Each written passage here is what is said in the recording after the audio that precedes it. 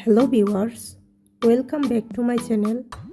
In this video I will show you how to turn off map location on Instagram.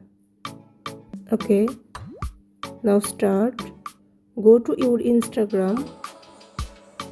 Now click on Messenger. Click on Map. Now you can see sharing your location.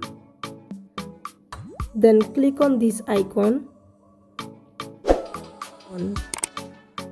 Click on until you turn it back on. Now back to your home screen and go to your settings. Now scroll down. Click on apps. Now click on search bar. Search for Instagram.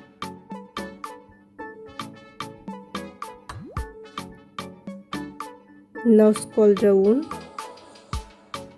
Click on permissions. Click on locations. Location access for this app do not allow. Now back to your home screen and go to your Instagram. Now click on Messenger. Click on Map. You can see your device locations off. This is turn off. If you found this video helpful, please subscribe to my channel.